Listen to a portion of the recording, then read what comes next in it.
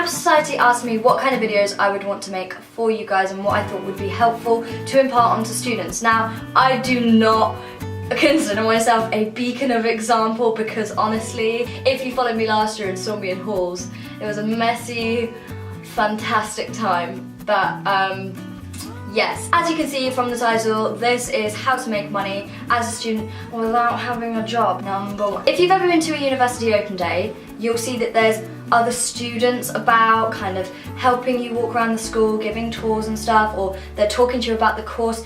Those students sometimes are paid part-time to just turn up on the day if they can make it, to be at these open days and talk to people, and usually they'll send you an email or a text or something saying, hello, we have an open day, can you attend? Then you say yes or no if you're available, and then you go and do it just for the day. You might work, I don't know, from the morning just to the afternoon, switch around, but you'll usually be amongst students as well, and you're talking with other people about a place that you know. So it's just a fun way of making money where you don't have to fully commit to it if plans do change. Number 2 is freelance. Say for instance you have a specialist skill, you play an instrument or you take photos, you have your own equipment, you have your own editing systems, things like that, and you say you're fairly knowledgeable about it. Go and use that skill, maybe try and monetize that skill and see if you can give lessons in that instrument to other people, younger kids, put advertisements out on social media.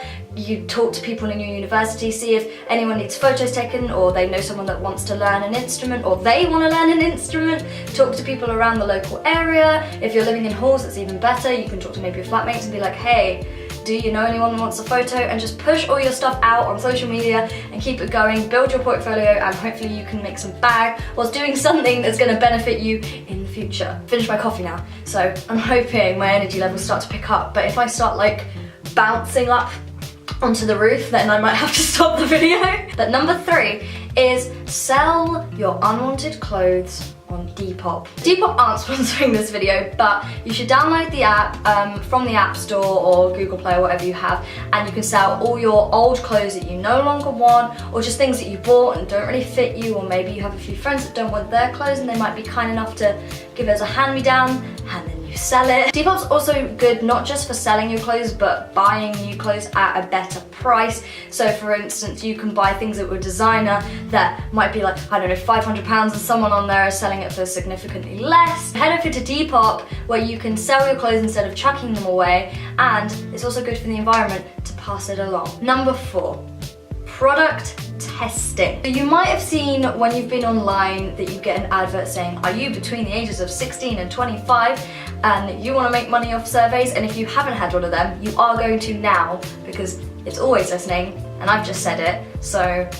you're welcome. So what I mean by product testing isn't that you go and do a survey and la la la. It actually means that if you sign up to certain websites, they will be in association with other companies who will send out products that they're trialing to people that have signed up as they're interested to these websites, and you will receive these free tester things, but then you'll have to give a review afterwards. But I think it's great because you get free stuff, they pay you to get free stuff, and sometimes you even get to keep the free stuff. Why wouldn't you do that? So if you do have enough spare time on your hands and you like to write and you consider yourself quite good at writing / ranting / reviewing, then that one is definitely for you. Okay, so the last one is number 5. This is really dependent on whereabouts you live. You could sign up to become an extra for television or film. 2 websites that I would recommend are Backstage and Guys and Dolls. When you're looking for jobs on Backstage, you put in where you live, what you look like, all your specifics,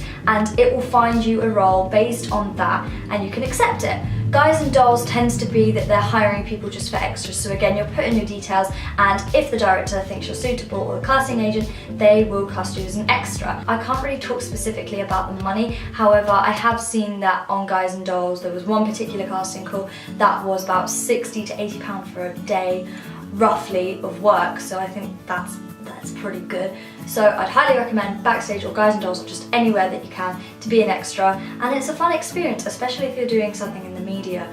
It's a really good experience. So that was everything that I came up with. However, if you have your own, please feel free to leave a comment. I'm going to leave all of the links in the description below for everything I talked about, and don't forget to follow me on Instagram, which will also be in the description below. I'm going to go, and I will speak to you all very soon. Hope you're having a lovely day, and goodbye.